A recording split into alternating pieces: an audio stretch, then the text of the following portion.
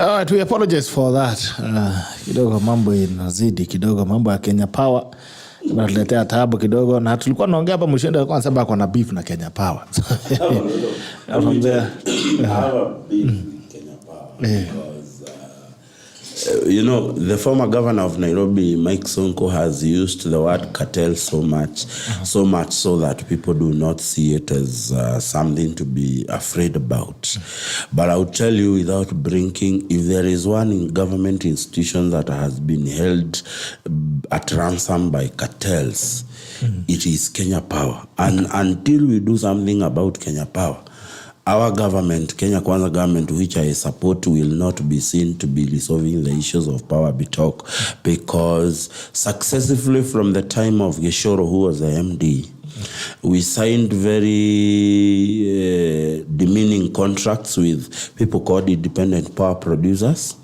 I can bet my life that there are people who have been making a kill out of those IPP contracts.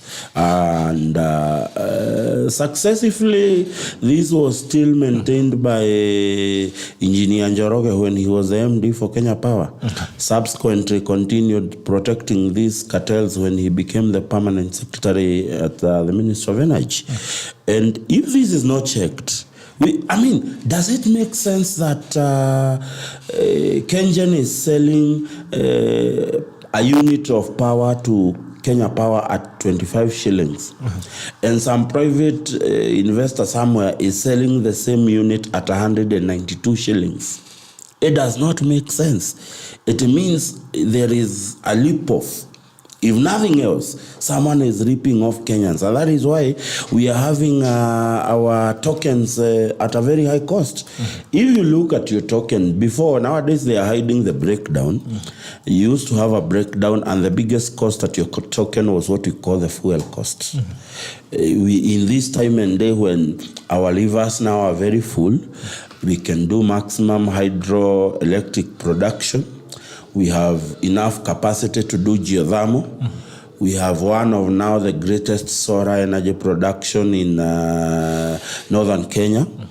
And we still have people who are holding Kenya Power at cartel.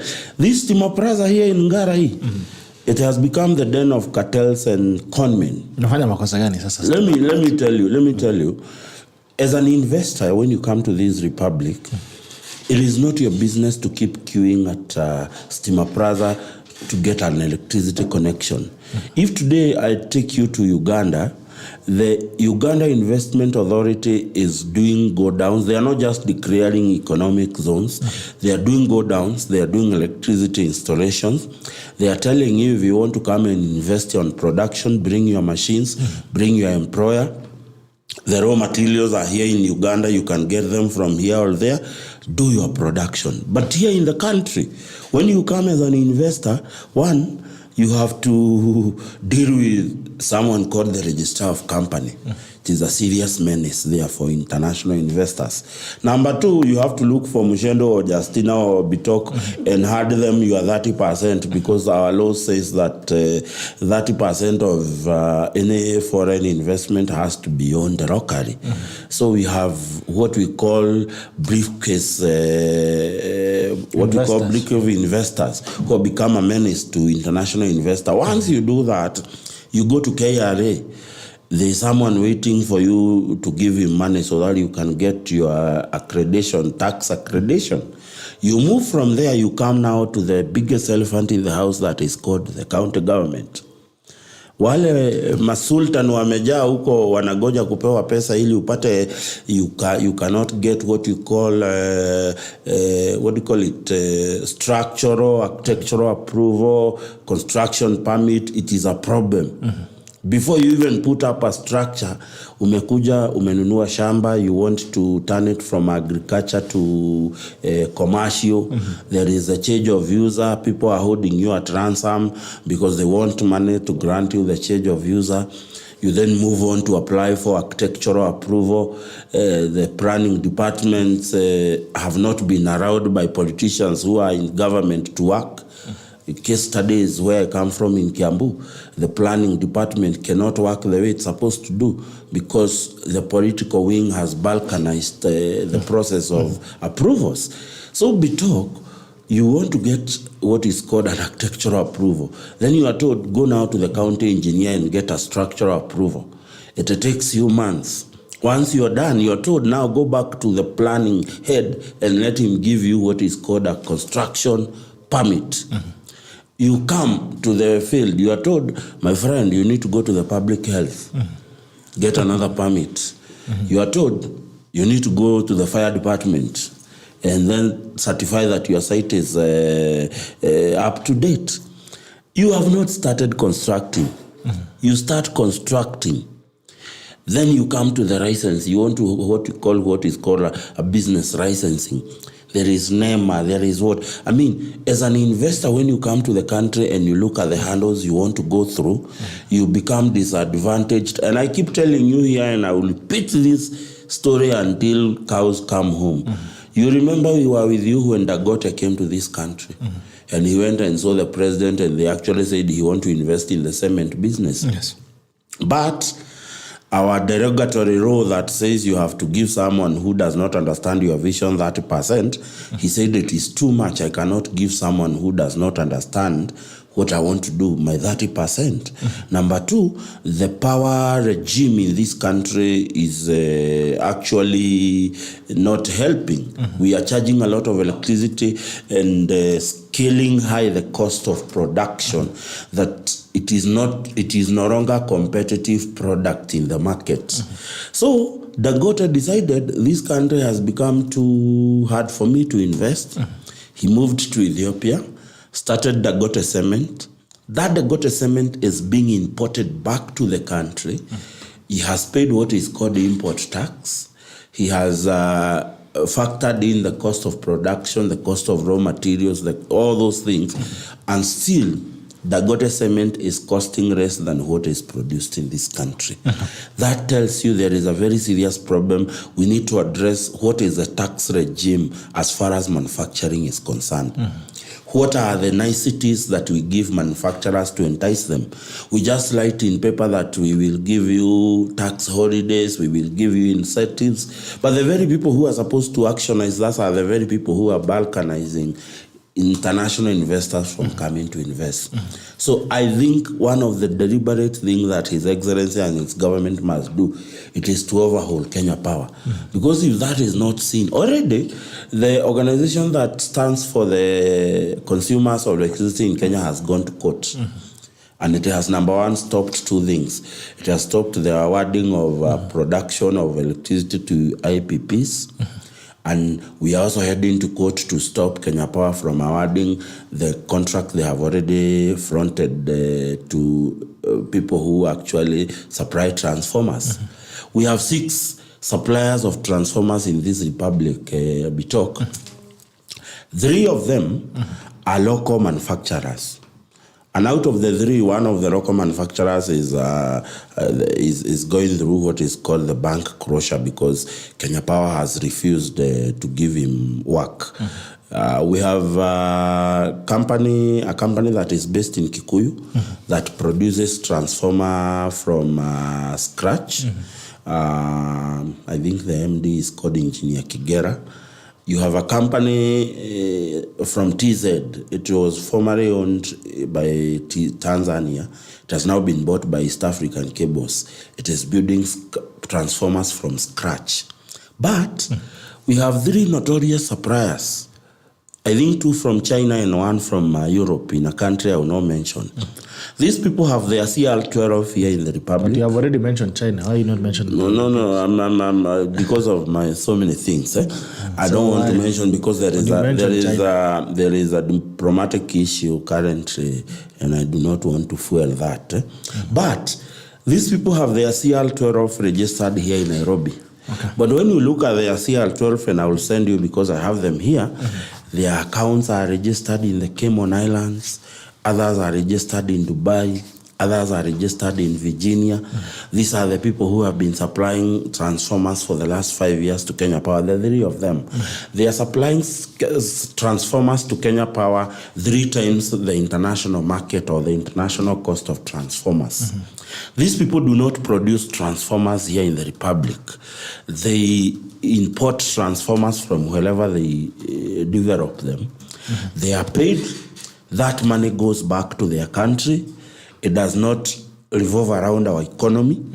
Yet, we have a company in Kikuyu called Empower that is producing transformers from scratch. Somebody has invested like $500 million to do that business. All he is asking is to be given 20% of the entire supply of transformers. This is another cartel that has engulfed Kenya Power. Today, there is a contract that has, there is a contract that has been frontiered on the paper of about 5.5 billion. The same people are the same who are expected to supply transformers. And we are talking about improving the Kenyan economy and empowering the Kenyan people. If there is a Kenyan who has a capacity to produce a transformer that has gone through the testing and has been, because these guys have certificates that are proofs that what they are building is something that is qualified to be used in the public, but you do not provide them with an opportunity to produce. And I echo the bill that was brought to Parliament by the now Deputy President Gachagua, 2019, brought a bill that says that any contract that is beyond 20 billion can only be given to a foreigner if there is no Kenyan with a capacity to give that particular service. And we must protect Kenyans. You are hearing a contract of 5 billion in Kenya Power and no single Kenyan company that are there with certification that cannot be given. I'm telling you, you go apply. Personally, and I'm giving you from experience as you're speaking, I applied for 630 kVA connection. Now I'm giving you electrical terminologies. They gave me a quotation about 5.5 million. Then we decided, because it's a cycling company, we are dealing with plastics. We had a new machine that would put the load up to 900 kVA. So that means you move your connection from a 630 kVA to a 1 MVA. That would probably have a financial implication of about an extra 2 million. So bringing the cost of installing 1 MVA to about 7 million. But because someone notoriously in charge of designing Kenya Power has not been given money, he has moved that quotation from 5.5 million to 15 million with zero justification. Just because they ask for money and you need not give them money. That is the saddest thing that is facing Kenyans and investors at Kenya Power. And we are sitting pretty saying that we will address the issues of energy. The first thing is to overhaul Kenya Power. We have serious cases involving former managers of Kenya Power. Have we had an inquiry on how they have been stealing from Kenyans? Has the money that Kenyans are paying, too much money to Kenya Power, is it worthy? We just went off air for almost 15 minutes because electricity got lost yesterday. The backup was not working. Nobody is bothering to serve. This is Gong Road. It is at the peak of the upper market in Nairobi. And nobody bothers to reply immediately to any power failure. That is the kind of Kenya Power we have. It is corrupt, it is lazy, it is not living to its expectation. Somebody needs to do an overhaul at Kenya Power. Somebody needs to look at how supplies are made at Kenya Power, because this is where we as Kenyans are made to pay for operations that are exaggerated. So I say, shame on Kenya Power and the CS Energy, Bwana Chil, the PS Energy, Mr. Alex, my friend. You need to wake up and smell the coffee, and you need to overhaul Kenya Power. Otherwise, one of the things that Kenyans use most is electricity, and as long as that is not addressed, Kenyans will not see as if a government that we support is working. Okay, Alex is what total? Alex ni ule wa Total. Alex was our UDA candidate at Kanini's Kega's constituency. I think it's Watoto. Yeah. He's now the PS Energy. Okay. And I mean, we also Bitok. Let our readers be accessible. Okay. These guys who are producing transformers, I met with them and they have been trying to get hold of the PS and the PS is nowhere to be found. These are people who have invested. I mean, Bitok, do you know what is 400 million? If you have invested and somebody does not allow you to procure anything for Kenya Power. I mean, we have to be supportive of initiatives that are coming. In this country. Abbas Juguna, why is the president still holding most of the people in government who were previously questionable in the last regime? Today, we also have reappointments of opposition sympathizers before election into government. Do they really have the will to support the president? And are we really likely to see major changes if this is a trend? All right. Evajef Kema, good to see you. Good morning. Good morning to you. Paul Kibiago, Salimia Muchendu, nilipatana naye Kikuyu. Na ukipatana na watu wanulie chai. Yeah, he's a good guy. He's in delivery services. Nilipatana naye akifanya delivery Kikuyu from Nairobi. A good guy. Said I was in school with him. In school with him. He's a great guy. He offered to buy me coffee. Unfortunately, I was in a hurry. So I will reciprocate that when we meet again. I'll be the one buying coffee. All right. Abbas Juguna, power failure, even for a minute, in other countries is a serious crime. The power provider would be in trouble. But we are in Kenya. Mheshimiwa, I see you are taking some notes. Yes. Something to say. Muchendu has spoken the truth. But I want to put into context. Truthful man. Amesema ukweli. The context is that, like where I live, kuna a very large court walisema they don't need power. Now they are focusing on solar energy. And Njoroge, the one you mentioned, there's a time he said, when he was told Kenya Power does not have competitors, he said, we have competition from even paraffin. You know, he's the one who said that. But I want Kenyans to think about green energy, our carbon footprints. These IPPs that Muchendu has mentioned, they use diesel. We have geothermal. I remember when we were in primary, we used to be taken to Olkaria. Those were trips we used to take to see how geothermal is done. And to sink one of it, I think it cost 600 million. Why are we not using our resources in line with even what is needed now in terms of green energy? But let me tell you, Kenyans, Muchendu can say that Kenya Power, we need to call out Kenya Power. But let us look at what is motivating cartels in this country. Many of these cartels get money to go into politics. So we have to also change as Kenyans. This idea of, you see that it's election time, people are right, left and center asking you for money. I've run twice and I've lost. So I know how it feels to lose because I don't have the money to give people. But if Kenyans want us to change the way things run, stop expecting that politicians should have a lot of money. Stop expecting that during elections is where you make money. And I have met 3 types of Kenyans in politics. There's the upper class. Them they fund political parties because of policy intervention. Them the idea is policy. Then there are these other ones who we find on the ground when we go there. For them, their purpose is, if you're a boda guy, your boda was fueled, you sell maize, the Mheshimiwa bought maize for people, so you made a sale that day. Then there's this middle class who go to work, we never meet them, and it's okay to go to work. But they're the same ones who will call Kimani Wanduthi to ask him, nani yako ground governor? You know, so Kimani Wanduthi, whose Nduthi was put fuel, is going to tell him Fulani because his needs were met at that point. So when I tell Kenyans you have to involve yourself in politics, you necessarily don't have to be there for the campaigns or the rally. But now we have social media.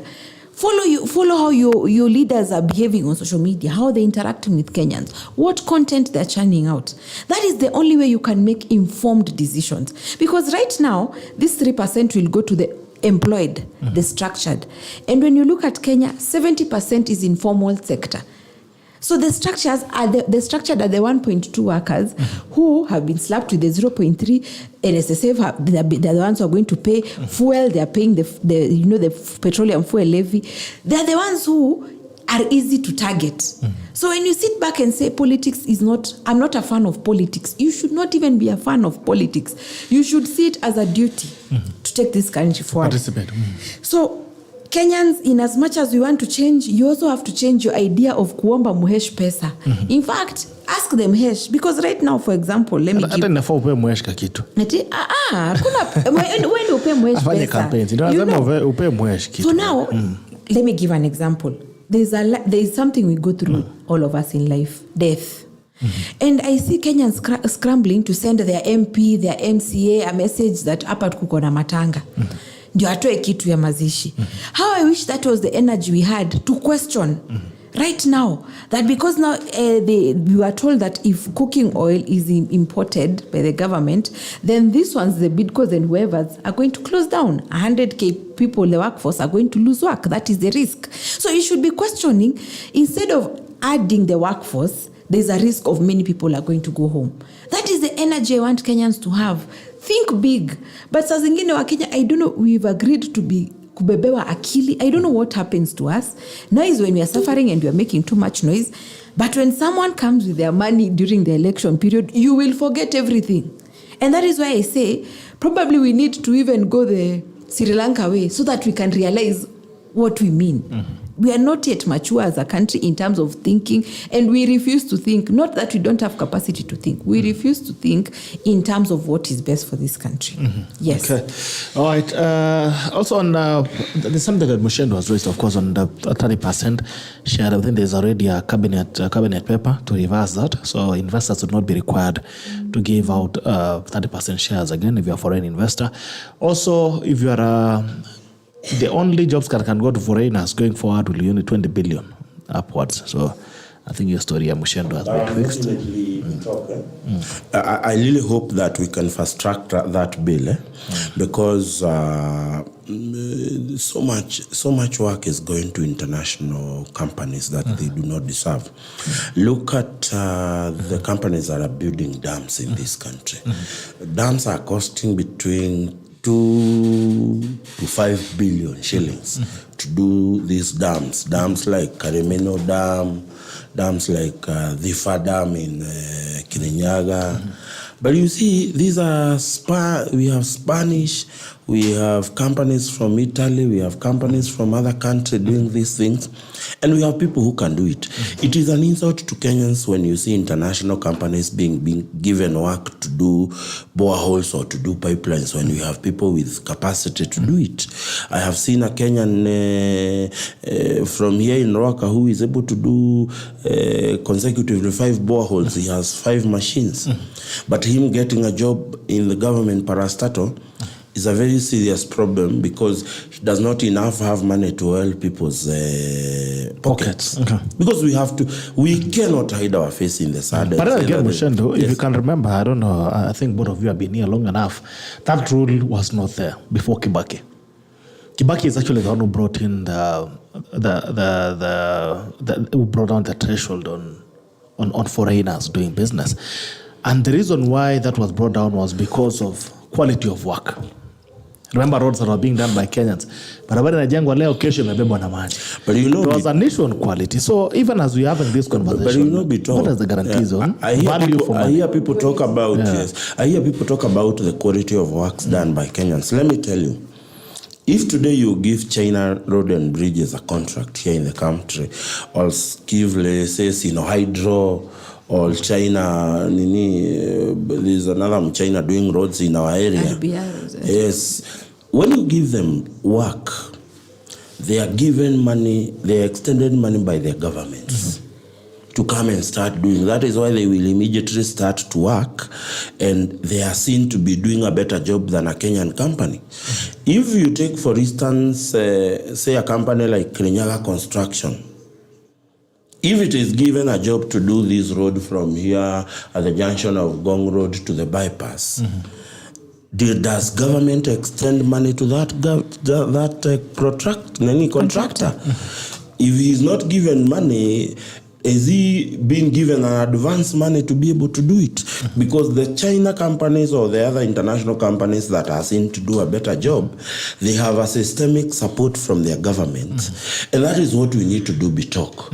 When we engage our Kenyan contractors, let us engage them. And today, I'll tell you without a blink, the Chinese companies are bringing metal equipment to do work here duty free. But if I'm given a contract as a Kenyan, I am paying duty for the equipment that I import to come and work. That makes a lot of difference in terms of efficiency as a local contractor. So what we need to do is, as we even put 20 billion shillings as the cut point between the local and international contractor, Bitok, let us all look at what niceties and goodies can we give a Kenyan contractor so that he does not have a reason to do a shoddy job. So those are things we need to look at so that we can, number one, have a Kenyan contractor who is effective, who is delivering on time, and who is delivering something that is quality. Those are the things. Because even if we put that 20 billion, in terms of workmanship, Kenyan's company will still lose because they may not be able to marshal 5 billion to start a contract. But if government can say, look, we will give you a concession.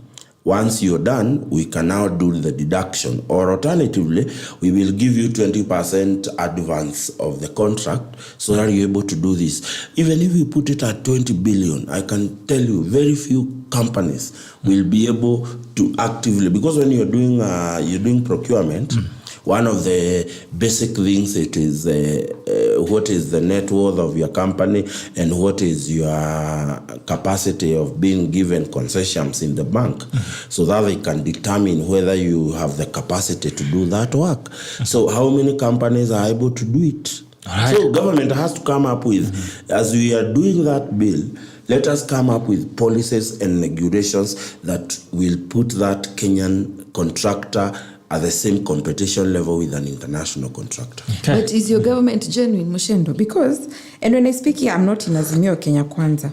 But right now, there are many contractors who've contacted me. And actually, I'm a contractor. But I do not want to focus with government because of the challenges. Number one, even getting an NCA certificate. Look at the cost. I think the higher you go, you pay like 50K per year. Do you even have the money? Are you assured you're going to get the job even when you get that certificate? Number two, getting a job is not even actually about the requirements. It's about who you know and the cut you're going to give them. Right now, as I speak, I have a machine somewhere. That contractor got the job in the previous regime. So alikuwa anamalizia. And he had, for me, I went there as a sub. He's the one who has the job, mimi anilipe. That guy has not been able to pay us. Many of us, even people who have lorries on the ground. Why? He's saying that he's being frustrated. The new regime now is saying they are verifying. But the verification is they want to find out what cut did you give the other people so that PSCC tukule this time. Unaona? So now they want to frustrate the old contractors. Waondoke, then they'll bring, after 2 years, they'll bring their own people and say, ule alishindwa na kazi. And let me tell Kenyans who live around Utawala, there is this road from that petrol station called Lexo, ukiingia uko Utawala. That contractor died. Stress. Why? Alikuwa amechukua loan. He was never paid. Alikuwa na madeni za watu na bank. Jamaa akakuwa auction kila kitu, he lost everything. Depression, he died. They came back to do the job after the guy has died. No, the source of his problem was that he was never paid. So even the challenge of pending bills, these times people, the suppliers who are paid because they know who is there, they know the government. So is the government genuine about empowering the local contractors? Right now, they are asking the contractors that Murkomen has said that this week he was supposed to spend 1.2 billion on 3 bridges on Mombasa Road, refurbishing them, I think. 400 million a bridge. Is it a priority now? As in, are they dilapidated in a way they can't be used? You know, we also want to start looking at priorities. So, when we say that we want to empower local contractors, have you given them prepayment? Have you mobilized the work? How are they going to get the work done? Many contractors, to be very honest, like for me, I prefer working with Muchendu. You give me a job today and I have capacity. I have like 5 machines. I can do 5 jobs simultaneously. You, Bitok, and the others when you give me a job, because you'll pay me. Once I'm done, you'll give me my money. Yeah. But now your purchasing power is low. So even Kenyans are struggling. We are struggling even thinking that our customers who are the Kenyans don't have money. So I want government to tell us, are they genuine about uplifting the local mwananchi? Probably not. And I always pose this challenge to those in power, that you will amass so much and build flats. Actually, they're not creative. The investment is flats. But those flats are the ones that are going to be one day ghost towns, because even the population you're expecting them to come buy your building or be tenants have no purchasing power. They're broke. Those are the towns tutaanza kusikia hapa zimemea nyasi those will be ghost towns. So empower even the local mwananchi in a way that they can purchase your products. What are the industries? Which industries do you have in this country? You've told us about that guy making transformers. He has capacity to even employ.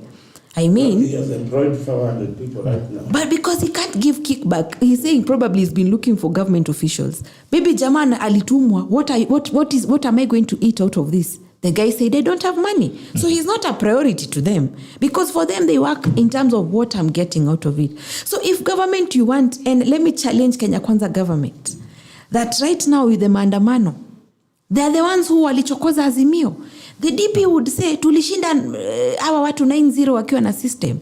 I mean, Baba has his team. And you realize from 2007, Baba's people ni wale wanakuanga watu wanasukuma, watu wakifua. I am sure they're the ones who told Baba, when you keep quiet wanakudharau. Baba had kept quiet for a while. So when now Baba came in to show, I'm still there, bado niko. And that is where now fahali wawili wakiupigana, Wakenya wanaumia. So the conversation now, if Kenya Kwanza really wants Kenyans to love them and to accept them the way they are done, walisema wakieka Biblia chini, they are going to do the following. I think they have never put the Biblia chini. It's about time waieke chini sasa. Mama mboga na huyo mtu wa bodaboda anapiga simu bila malipo kwa soko, because those are part of the things they promised Kenyans. But in terms of construction, because I'm part of that, let me tell you, many of them, and we don't buy these things because cash. Muchendu wouldn't lie to you that we buy those machines cash. Those are bank loans. So, and the bank they are telling you, we want this month's repayment. And let me tell you, kubebewa machine or a lorry, first you'll pay that imebebwa, you pay storage, your parking fees, your bank.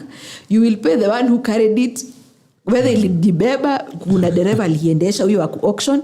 You will still pay your pesa hiyo mwezi, and they'll tell you to show commitment, pay us even your next month. We see you're going to be able to pay. So right now, people are suffering. And I think government, the only way for Kenyans to feel that there is money on the ground is not even about hustler fund. Don't tell us about hustler fund. Just let the economy grow. Let Kenyans grow in their way. Pay pending bills. Watu wengi sahi wanaumia. Okay. Gakonya Festus, as a fellow who is involved in the construction industry, I will not be comfortable having those huge projects being done by foreigners. Oh, okay. As a fellow who is involved in the construction industry, I would be comfortable having those huge projects being done by foreigners. Give it to locals and we shall never get quality jobs. I think Muchendu does not understand construction industry. All contracts, whether done by foreigners or locals, get 30% advance payment is always done. Okay. I think I would tell him outright in the face, he's the one who does not understand how government has been operating. Can I tell you, there are so many. But they give advance. Let me tell you, my friend. Let me tell you. Usiongeza propaganda. No. See propaganda. Let me tell you, that is in paper. No, you can't. Justina. Wacha mkwambie Bitok. Do you do construction? I've never done a government tender construction, but I've done tenders for toners. Wacha nipende example ya toners. Mahali in government. I was given prepayment, but let me tell you, it is because pesa yao ilikuwa kwa hiyo prepayment. There is the motivation. You're not, even you when you tell us the truth, you're not given prepayment because you're given prepayment because hata unasukumiwa. In fact, the money hits your account. Do you know how much? Because there's someone benefiting. Bitok, do you know how much it takes for you to apply for a tender? They are opened, committed to evaluation. The reports are made, an award is made. Between the awarding and getting that prepayment, utakimbia. You learn in this country. You learn in this country. Do you know how many people have been given tenders and are being awarded and they do not get to do perform. it? and perform in this republic. Wakenya wengi pia wanakula. No, I'm telling you. Wanalamba hiyo kwanza. No, I'm telling you, this is the problem. And when you, let me tell you. Kenyans are a lot of them. They will give you a prepayment. And then they want to ask for their cut out of that prepayment. When you look at the prepayment you have been given and the amount of work you are supposed to be done before you receive the next payment, vis-a-vis giving those people what they want, you just forfeit that tender and you move on. This is the truth. This is the sad reality that has been in this country. That's why I have always said that. If you actually audit, if you go to these construction, especially roads, if you go to these road agencies, there has been actually a discussion on phasing out prepayments to contractors. When you go to these road agencies majorly, you find a lot of projects that are being retendered or reallocated. Yes. Most of these projects, contractors took their 30% and disappeared on site. This is it. Mtu anachukua pesa anaingia nyasi. But you see, at the end of the day, so you will likely see the contractor. Yes, let me tell you. I will not say that. You will likely see that contractor that ran away with 30% was a interpretation of the people who are awarding. They will not give Justina a contract despite her having the qualifications and the capacity, because there is no prearrangement with her for how they will eat that money. So let me tell you, it does not make sense when someone in Kura or in Kera or Nora come to tell you that a contractor lend with 30%. How? What did that person eat? Where did that person eat? Akikwambia hiyo pia akwambie kuna pesa yake aliwekelea. Yeye alipewa akakula kati yake. So what I am saying is Bitok, and I wanted to answer the person who has written. We have a lot of nice things on paper in this republic. Are you aware that if today Moses Kuria, the Minister for Industrialization and Investment, decided to gazette 50 special processing zone, he can. It is within his mandate to do that. It is within his mandate to do what is called export processing zone. The reason I'm saying this, we need to move out of declaring 200 acres as a special economic zone or a export processing zone, because all of us cannot fit. Because if you declare 200 acres of special economic zone in Gerald Bitok, and Muchendu, as a person, I already have my 5 acres. Declaring that special economic zone will not help me, because you want me to move in there in length so that I can get the niceties and the tax holidays. So my idea is that we need to rethink on how we gazette economic zones in this country, so that we can say Ndeya as an area does not have a cash crop, but it is a place where we can actually produce horticultural fruits, and that's a fact. Can we declare Deya sub-county as a special economic zone for horticultural production? So that when I come to Deya, I can just get into a shamba and start producing and get the benefits of tax holiday. I get the benefits of raw power regime, because I am within a special economic zone, rather than declaring 200 acres or 300 acres. Let us identify what is it that is grown in Moiben, where Bitok comes from. If it is tea, can we declare Moiben as a special economic zone for tea? So that, competitive advantages. Yes. These are the things we need to do to entice these people. If you are giving a Kenyan contractor work to drill, zero tax, the equipment he will import from China. Yes. And that way he can do a quality work without, because the moment you tax him, he will try and recover that tax by doing a shorter job. Of course. That's a fact. So we must look at it. Let me tell you, if you read our laws, we have some of the best laws in this republic. Look at the laws that govern the industrialization in this country. Very nice on paper. Look at the laws that govern investment. Very nice on paper. But do we implement them? This is the thing. And that is the challenge I will give to my former party leader, the Honorable Moses Kuria. That unlike the governor of Kiambu, at some point we have to minimize PR as a republic and be seen to do more. Because I will tell you, nobody is expecting any government to do 100%. It is practically not possible anywhere in the world. But if a government is able to achieve 10% better than what they filed, it is a step on the right direction. Biggest democracy like India and America, and economies have not been built overnight. It is a systemic process of growth. So if today we can increase production in this country by, say, 7%, move from 7% that we are in currently to 14%, then we are making a milestone.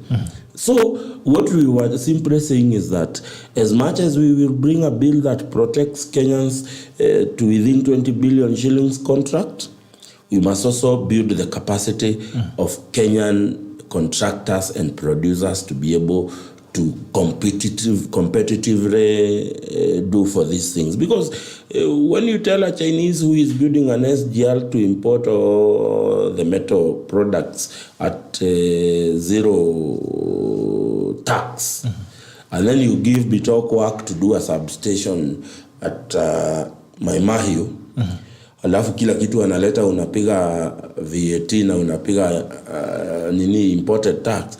How is Bitok going to compete with the Chinese?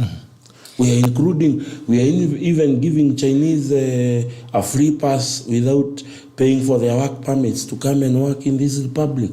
How are we going to have Kenyans, job seekers, become competitive if we do not put a cap that, yes, you have a contract in Kenya, you can bring your equipment, you can bring that, but you cannot bring labor. Let us train people who can be able. Today, I've spoken to the MDs of that company that is doing transformers by East Africa Cables. They are telling us, you people go to the Ministry of Education and the Ministry of Labor and certify a course in transformer making so that we are allowed to train your people in. You see how the president is very passionate about the, what do you call them, these training TTTs, what do you call them? TVETs. Yes. These are some of the things that we need to entrench. That are we able to train electricians to come back and they are trained on how to do wiring, transformer wiring, and how to deal with metal work and all those things, so that we can empower our Kenyan job seeker, that he can competitively, because the reason why Chinese will bring their Chinese people here, it is we do not have so many people who understand how to do soil technology. It's a very simple technology. There is no magic about it. Kenyans can be trained. When we give international companies work here, let us also ask them, as part of the corporate social responsibility, to offer training to a Kenyan job seeker, so that Kenyan job seeker can gain experience here and can also be productive in another country. That's how we will grow this economy. Yeah. Okay. And let me point out something very shortly. Huyu amesema probably he prefers when foreigners are doing the job. When you look at, I want to give two different projects that we've done, Thika Superhighway and the Expressway and SGR. Thika Superhighway, the money we were given from Africa Development Bank, so we had the control of who is going to do the work. And that is why many Kenyans felt they were doing as Kenyans were involved in terms of engineers, we had control. But right now, SGR and the Expressway, we were given the loan by China. They bring their own workforce. Has there been an uptake of engineers? No. Have the cement companies grown? No. Have the chuma companies grown? No. If they had, that would have been translated in terms of the taxes, the tax revenue government is collecting. So now even the model we use now of financing projects is not favoring us. And I think it's because there are people who go before the government to strike the deal, the entrepreneurs. Then they're given their 5%, they're out. They leave no government focusing on the project. Then there are people in government who want their own cut, and then it goes. So now when we are being told even there's the debt, the government debt has gone up, Kenyans are wondering, why is government not able to repay this SGR or to repay the expressway, for example, because the money did not come back to the economy through taxation. If we had more engineers employed, they would be paying income tax. So I want Kenyans to stop saying that the local contractor will do a shoddy job. It's about now the local contractor is empowered, is given that money that those contractors make, and then you use local materials, these chuma companies, these cement companies. But until we get to a point that we stop taking money from tenders, making money that we'll use into politics because the ground is demanding. This, I blame Kenyans. And you'll never say that Kenyans are innocent. Actually, they have blood on their hands. They're the ones who force politicians to have money on the ground. But if Kenyans, they're the ones who are funding politicians, the conversation would be very different. And they can only fund politicians when the economy is growing, when you're making your little money here and there, and life continues. But until Kenyans stop asking for money, I repeat, this country will not go anywhere. Mm-hmm. Okay. All right. Let's look at this. And there's some comments, of course. Matthew Bartinga. Matthew Bartinga anasema, I got a poll which has been hanging on a wire for more than a year, and we have gotten in touch with Kenya Power till we left it. Anasema fuata wakachoka. Kabon Sara, hai, shida ya Kenya Power ni shida tupu, but lazima tackle liendelee by fire by thunder. Without tackle, it is like one of my body organs are missing. Live long the tackle. Thank you. And Mati Batiga Justina is a brilliant mind. Upon interrupting, thank you so much, colleague. Good to see you. Kabon Sara. Kenya Power Nwezi. I was given a bill of 27K. I was shocked. I don't have factory in my house, and I had to be very harsh wa korao. Abbas Juguna tenders advertised on Friday and awarded on Monday.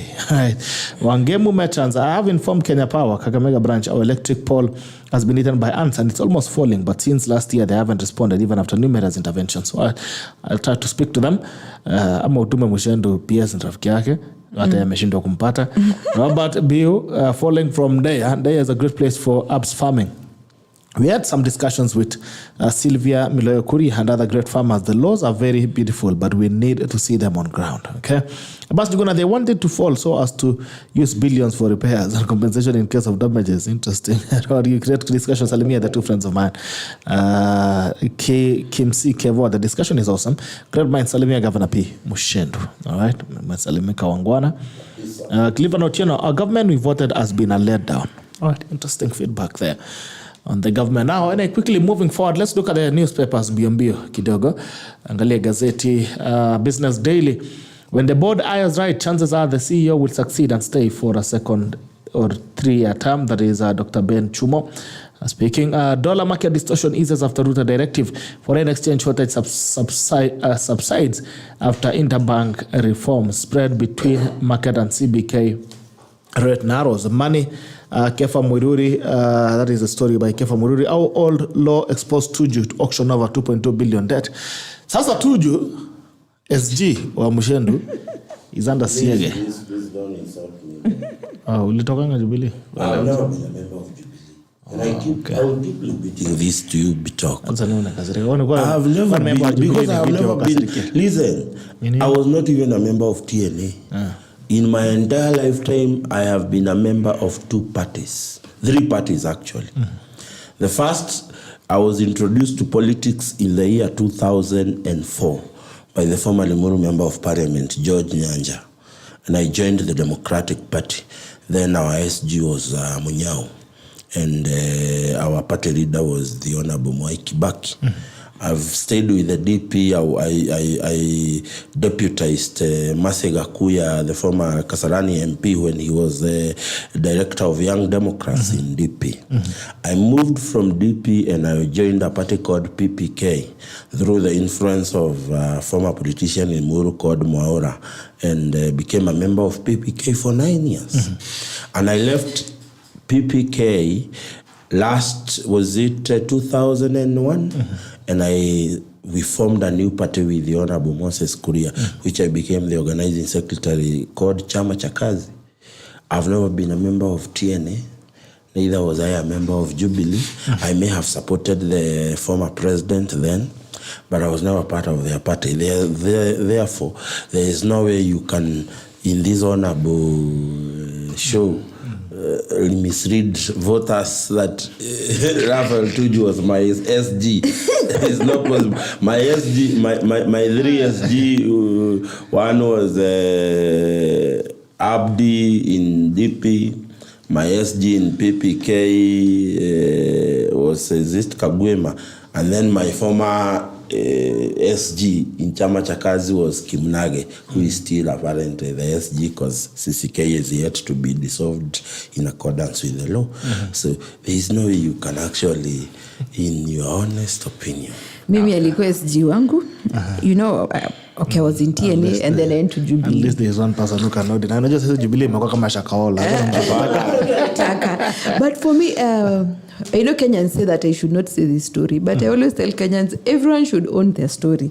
I interacted with him severally, especially when after I paid money for Jubilee Party nominations for Mavoko constituency, and they had assured me, actually I was very wary about paying that money. They had said there'll be free and fair nominations. There were no free and fair nominations. And my 120K drank water in that party. So everything is going through in as much as is human. In the back of my mind, I want to scream, Mungu halali. But I won't scream that. Sitasema Mungu halali. But it goes back to strengthening political party and democracy in political parties. This idea that political parties think that they can take people's money and don't conduct primaries is not right. But we need to also be transparent from even the political parties. If we want to form government after every election or be in a position, I hope that you're going to see political parties that are straightforward. And I'm happy even, I don't know whether that letter was authentic from the office of the Registrar of Political Parties, but I saw that she said that KUP, Jubilee, have no agreement with Kenya Kwanza. Any written, nothing has been taken to her office. So it's good that she's even trying to streamline, as their mission says, streamlining and strengthening political parties. It's a good thing that she's trying to be straightforward. We need to move away from that someone or politics of it taking people's money and no nominations to being transparent. And that's why I think tukisema Kenya power iko na shida, I can assure you the problem in this country is everywhere. Everywhere. Even that mtu anauza hapo nje, mtu wa bodaboda akona tu corruption twake tudogo. So it goes back to what are our ethos as a country? What do we believe in? What is our vision about the future generation? Because right now we live at a place that afadhali, if as long as I'm meeting, I don't care about the future. But when you're old, who will take care of you? Okay. Yes. All right. People daily, counties to get shillings 31 billion this week. Treasury CS promises to release money after tough warning by governors. Governors are threatened to down their tools in 14 days. New energy bosses, Kenya Pipeline, Ketraco, and GDC have new CEOs, and Kenyan is looking for one. Okay, Joe Sang is back, of course. I see a number of gentlemen down there, up there. Talks to end weekly protest at Bumpy Road. His MPs, the Bipartisan MPs. Shakahola candidate who let down the victims. Okay. Questions abound over whether local police officers in Kilifi County and other officials were aware of the church activities and what action they took. That is Gideon Gideon Monghari, Jafet Kome, Wedero Nyancha, Sabedo Sui, Harrison Kombe. Government on the cross, failure by local officers to act on time, and a series of other blunders led to over 90 bodies being found in the graves. Now, DPP says this was terrorism. Right? Okay. The Star CS Linturi issues 7-day ultimatum to millers and grain importers. The story is on page 6. Malpractice because of allegations of widespread cheating. First, the entry exam proposal sparks debate. It will be double testing KCSE, which test a number of subjects and a more specific university test on other fields of interest. Shakahola death toll 890. CS calls it genocide.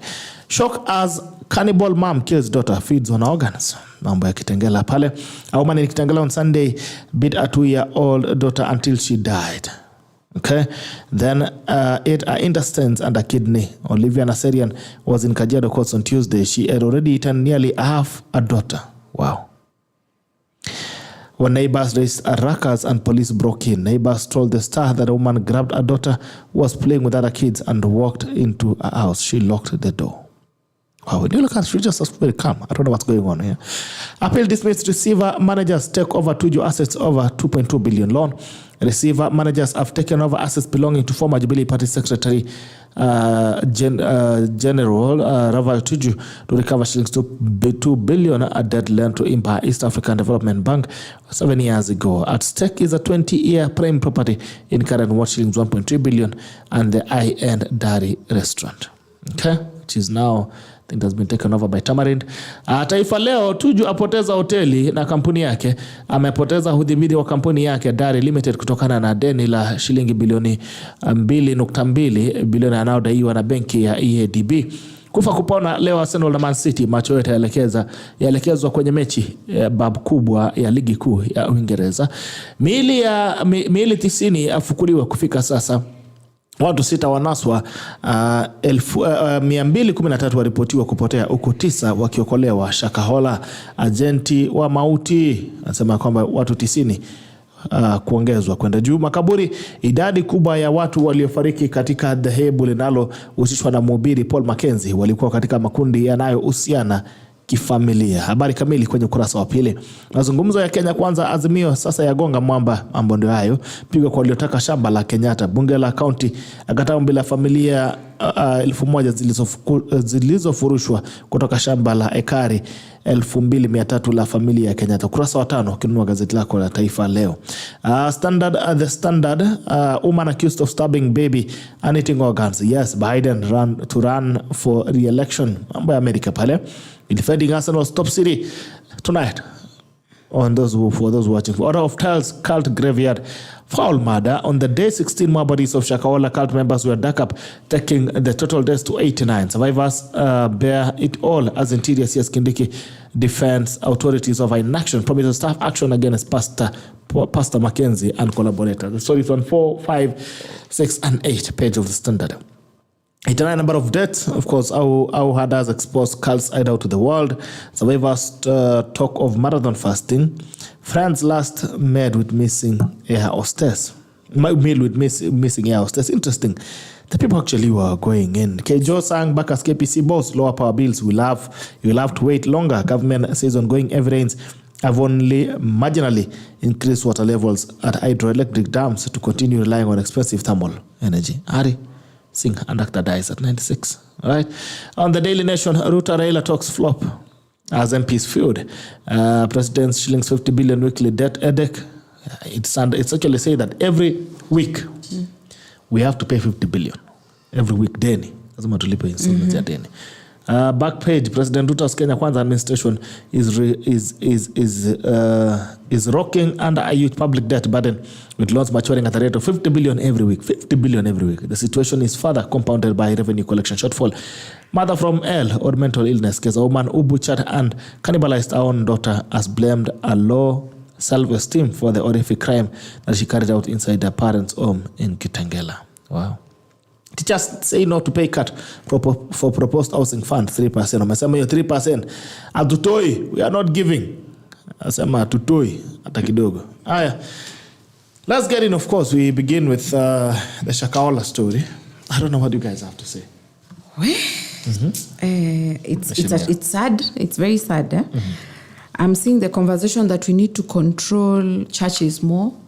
But let's accept church is another way, is an economic activity this day in Kenya. People are saying that to be wealthy, you have to have you have your own church. So mine is just challenge government and Azimio. They both had manifestos focusing on growth of the economy. If Azimio in their heart believe that Kenya Kwanza have not performed, let us see what they had. Let them put bills in bunge to focus on growing the economy. Because I think the challenge is, okay, there are people who sold their stuff to go there to meet Jesus, but the others who probably were looking for prosperity. We've always seen a video of hii simu yangu itapata pesa. So the idea is prosperity gospel. If the economy grows, Kenyans will be very busy. In fact, I think a solution will be tutandikwe na kazi back to back. You have this job, you go to the next job, you only go home, sleep, wake up, go to a job. Because I think we are too idle as a country. And that is why now we are bringing back the issue of praying. And many Kenyans were saying that I'm against the First Lady's faith diplomacy. But in my heart, I felt it was not the right thing at that time, because now we were moving away from thinking to letting God do his work. God works through people.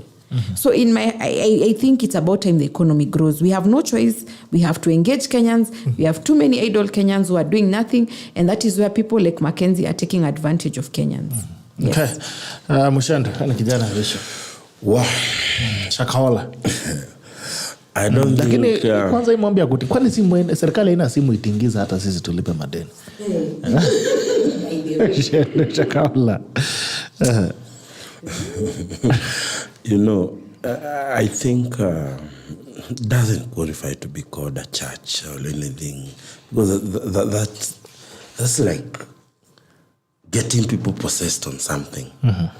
And what baffles me most and makes me sad, Bitok, is that hakuna mtu wako na pesa umeona hapo wako kwa hiyo cult. Uliona wewe uliona hostess waliacha kazi yakaenda. Bana, let me tell you.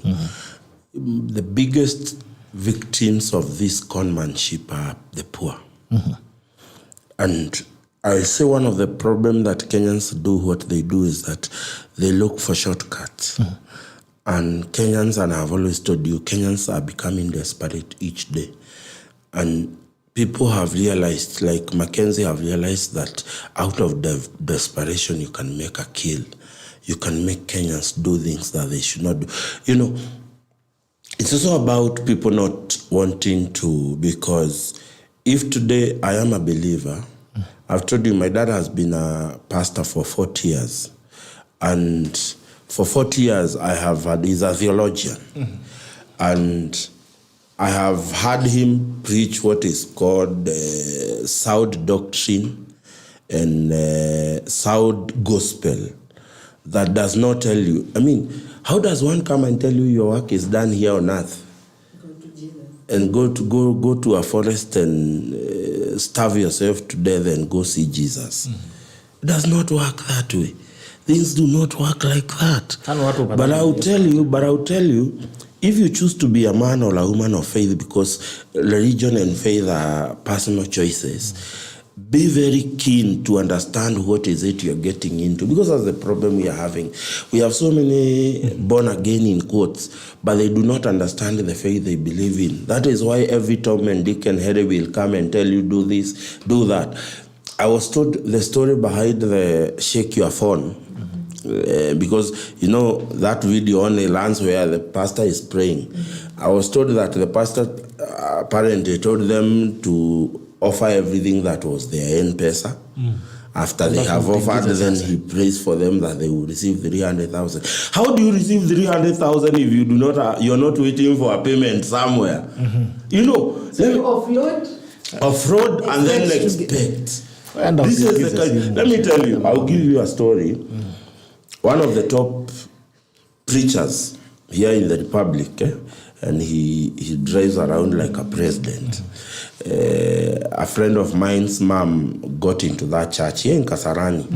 And one time she comes out of prayers on a weekday, came and put her flats in Kasarani on sale. The value of that place was about 300 million when you sell the plot. Put them on sale and announce 150, half the cost. Wow. Some companies came and bought the plots. The money was, it's called ETG, what do you call them? The electronic transfer. RTG. Yes. The money was transferred from the buyer to her account. Immediately, she transferred the entire amount from her account to the pastor's account. So those guys had to go to court because these was hard-earned money by their father who is deceased. They had to go to court and put an injunction so that she does not sell anything else. To date, she disowned the kids because they refused her to sell the properties and give them to pastors. That is the sad reality of what is happening in this republic, Bitok. People have taken desperate people out, the advantage of people's desperation. One, I'll tell you, the poor are looking for a shortcut to make it in life. The so-called reverends are taking advantage of them. Number two, the rich are looking for, because you'll find, Bitok, if you have good money, you'll probably be eating at a high end. You are eating a lot of junk in fast foods. That automatically means that now your living style affects your health.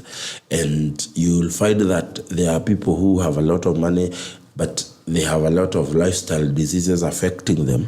So they are also on the verge of looking for solutions to their high-end problems. So these pastors then again take advantage of them. Yeah, let me tell you, I have someone leading a story in Nigeria. Somebody sold his shares in an international airline to a tune of Kenya money 2.5 billion and gave it to a pastor. That man is now a pauper in the street of Lagos. Has nothing. The pastor who receives the money continues to operate private jets and everything. He's come to Kenya to preach and everywhere. Let me tell you, this. I am a man of faith, I believe, and I'm a Pentecostal by justification of my faith. But I've also known that people are now using religion as an opium to oppress people. And that's a fact. I'll tell you, we have to regulate the church. As much as regulating the church does not mean that people will 100% teach the right doctrine, but we will regulate. I love what Kagame has done in the Republic of Rwanda, that you cannot operate a church if you are not a trained theologian. If you are applying to register a new church, you have to give conditions. There is a process of registering. Today, you are passing a place, it was an open place. Tomorrow you find a very big semi-permanent thing. And you are like, in 3 weeks, where did 1,000 people show up and became members of church? People are looking for relevancy. People are looking on how to solve their problems. And religion is one of the best places, because one of the core existing of Christianity and religion is to preach hope. So people are looking for hope. People are looking for a better tomorrow. Unfortunately, some of the men in the cloth have taken that advantage, and they are taking advantage of those people. And that is the case in Shakahola. But I also want to say this. I'm moving away from the church. I am waiting for the CS Interior, Kindiki, to fire the entire local security system. Explain to me, Bitok, in a language I can understand, how can night bodies, over 1, 2, 3 night bodies, be buried every day? They are not being buried in one day. It is not a process that just works in one day. It is, you go, you fast yourself, you starve yourself to death. It means even the pastor akona kikosi kama ile. Let me give you an example. If you read the Bible, the story of Anania, you know, you called Ananas. Anania and Sapphira. And Sapphira. You remember when they cheated and they lied and they died on the altar? The pastor then, who was Paul, Apostle Paul, alikuanga na kikosi yenye wale watu wanadanganya Mungu, kwa sababu alisema wambebeni mwende mkamzike. Since Mackenzie and company, they had a clearing team that when you starve yourself to death, you go, you're taken, unachukuliwa na hawa, unazikwa. There is no way you can tell me 90 people were missing and there were no reports in the police talking about missing people. And you know, when someone goes missing, you look for him in the school he goes to, or in the church he goes to, or you look for him or her in the company that she hangs around with, or he hangs around with. So we have seen people come out saying that they reported the cases of their missing loved ones and nobody took it. So I am expecting the entire administration, from the assistant chiefs to chiefs to the security apparatus there, they need to be fired very early in the morning. And as much as we want to leave the freedom of the church, we need to have something like, what do you call it? The Media Council of Kenya that regulates the media. If we cannot regulate the church directly as a government, we must come up with a strategy of regulating the church and protecting Kenyans, because Kenyans, the tough economic times have made so many Kenyans desperate. Unfortunately, there are people who have seen an opportunity to make a kill out of it. That is why shamelessly someone would start in a pulpit and start telling people to tingiza simu ipate M-Pesa, as if Safaricom is is waiting for mtu atingize simu anawekewa 300,000. That makes sense. So I think we have run away from this for a very long time, Bitok. And successive government have been afraid to regulate the church. But I think it is important because I can tell you without fear of contradiction, this is not just happening in Kilifi. It is happening in so many corners. Do you remember, 2000, in the year 2000, just before we jumped into... remember there was, the word is heading and they like 10 carts. I remember one in Kiambu where people are selling their properties and going to a certain corner to wait for Jesus to come. So we are back. We mean it is one. I mean we are blessed. This country is not cast that we have a Jesus who is existing in this republic, and he continues to address the media as if he is. It is absurd that we are allowing such people to exist. He was even asking Mackenzie why he was killing people and he's just there. And the media is giving him attention. I have a feeling he'll do something drastic ndio atambuliwe. Very soon. For sure. Venye Mackenzie amepewa airplay, he wants the same. Yes. But also, let me disagree a bit on firing the entire security in Kilifi. Remember, there was a time Vision 2030 had said that we need to organize ourselves, have a national spatial plan that will be monitoring land use. So I heard the governor saying that is a very bushy place, it is a forest, they cannot monitor. So probably if you had this national spatial plan and there was monitoring of what is happening in the activities, so probably the police don't have the resources, they don't have anything. This sect or cult was a secret. Maybe people who got people there never spoke. So I don't really want to blame the security forces. Let's focus even on how we monitor from even a land use perspective. And even missing people. I mean, you don't... let me tell you. Missing people. You know, a secret can only be kept well if it is between me and Bitok. My point is this. Most people who are missing Bitok, they are not people from other counties or other villages. Listen, what I'm saying, most are not from outside. Most are from within. They have gone missing. These people, they are in group of people going to those bushes to pray. There is no way in the entire process. There is no way in the entire process that the security apparatus, one or the other, will not have known. I do not want to start mentioning other counties, but this thing is happening everywhere. And I will say this, and that's the problem I have with.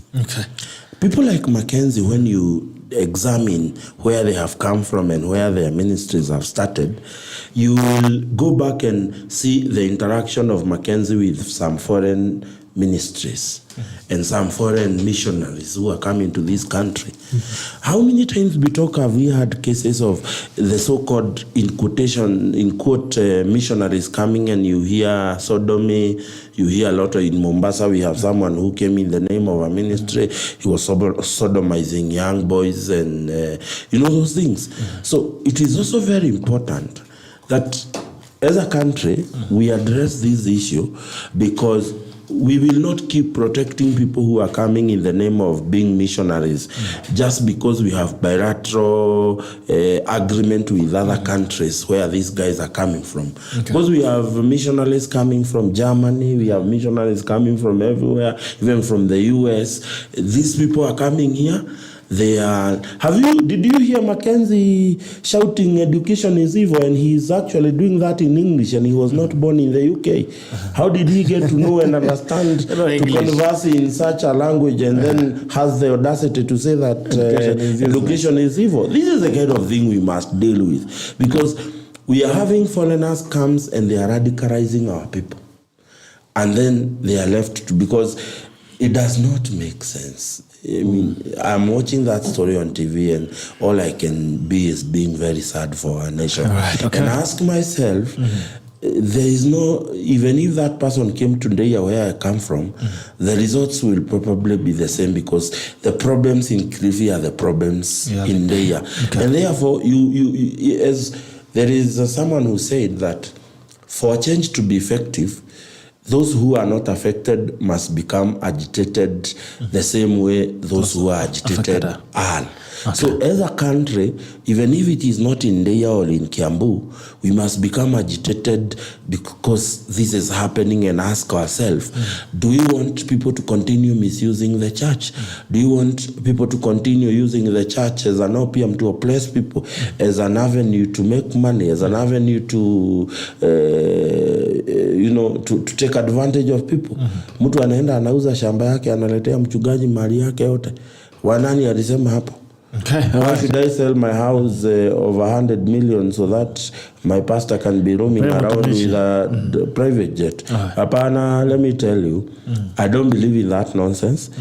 I've struggled growing up when my dad was still a reverend, because if I went to school, it is because my dad, other than preaching, was also a farmer. Okay. He has never relied on anybody to give him something to take us and to bring us to where we are. So I am a firm believer that there are better doctrines and there are people who are also good at the church.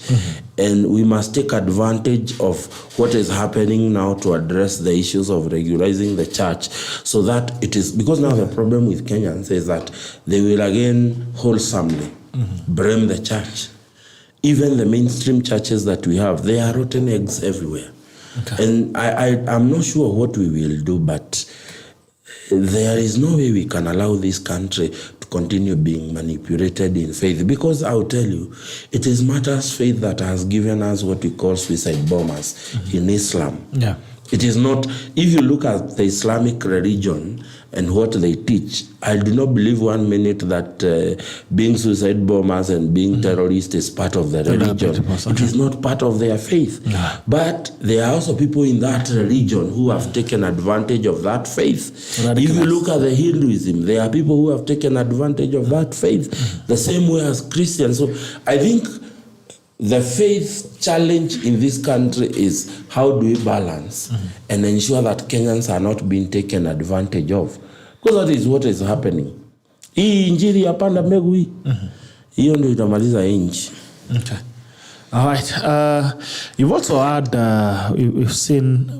we've had the statements that have been made by government officials, and they are bordering on the saying genocide, terrorism, and all that.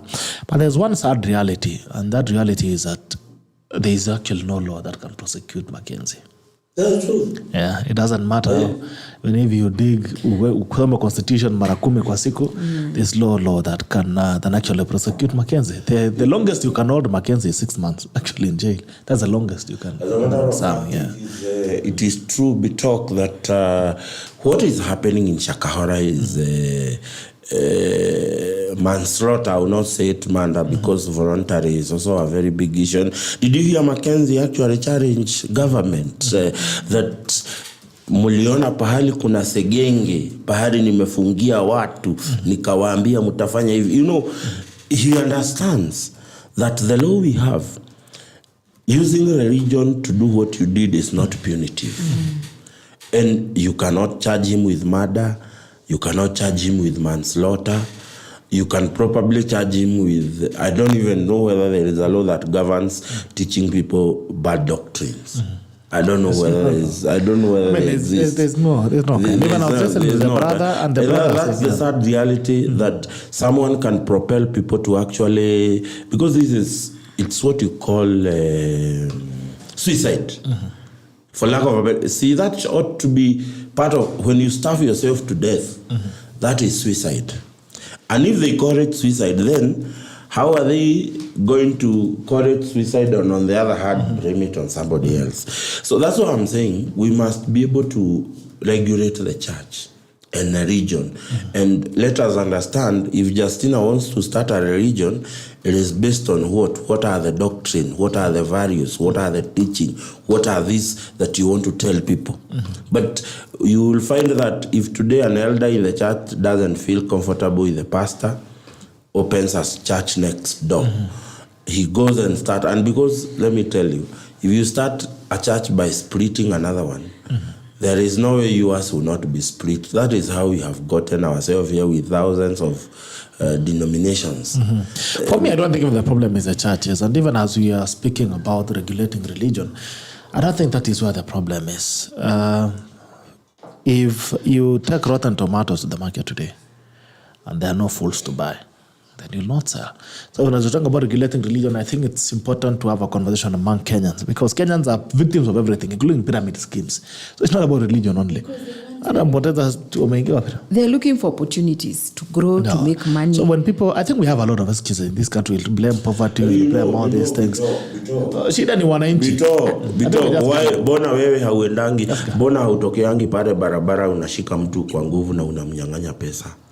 Why don't you do that? No, I'm saying the reason why you do not get the urge to do it, because there is what you call a deterrent. There is a penal code that acts as a deterrent, that if you do that in grey right, robbery with violence, ama wizi wa mambavu, you can be jailed for life. You get the point? The reason why people are taking, as much as Kenyans have issues, the reason why people are taking advantage of religion, it is because religion is not regularized and there is no deterrent of doing what you want to do. Today, let me tell you, some of the institutions that are making a lot of money, it is a church, but church doesn't pay tax. So, what is the easiest way of me making genuine money?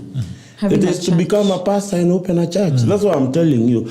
We have a problem as a Kenyan, and that we accept. There is a problem with our core values as Kenyans. But equally, we must also protect those who may want to take advantage. Because today, Bitok, if I open a church and I ask you to come and surrender all your properties, you go, you sell your car, you bring your money, go sell your land, bring your money, go sell your land. You know what I will do? And that is what most people are doing. Their money is not held in their accounts, those people who are operating churches. They will operate, eat well and drink well, money coming directly from the church account because it is not taxable. So what I am saying is, we have a few Kenyans who have understood that the religion and the laws of religion are somewhere in a murky water. They cannot really prosecute you to the total and maximum prosecution you deserve for misleading Kenyans. So he knows, as long as I am doing this around the church, as long as I am out, how many churches are out there, Bitok, and ministries that are not registered by government? And people continue to make a kill. I'm just saying that it is very sad that religion and faith is being used to oppress Kenyans, and we cannot do something about it. Because let me tell you, as long as, Bitok, you are below the poverty line, as much as you went to school and you use your mind to think, the truth of the matter is that you cannot think straight when you are poor and when you are hungry. That's the thing. And that's the truth. It is it is part of our psychology. That is the truth. You cannot think straight if you are hungry. But that's a lie, Muchendu. You're talking about someone who sells a property of worth 150 million. That person is not hungry. So I think this country is just it's a den of crazy people. We just a community of very crazy people. We are victims of everything that comes and sells. Someone who talks about losing, you talk about the other time, talk about people losing money in land deals. These are not poor people. These are people who have means. Talking about people who are selling houses. These are not poor people. So the excuse in poverty for me it's never held. I mean, hearing even about a GSU officer who left employment, took his family and starved his children at Shakahola. So for me, I think we are just a very big community of many fools. So even if you're talking about regulating religion, we must also find a scheme to phase out idiots and fools in this country, because others will continue complaining about these things. And the most unfortunate thing is there is no law that protects you from your own idiocy. There's none. There's no responsibility. There's no law. There's no law that regulates, because even Muchendu, if someone comes and, even people who come and offer these things in churches. Nasikia mtu ameenda uchizi yako tu.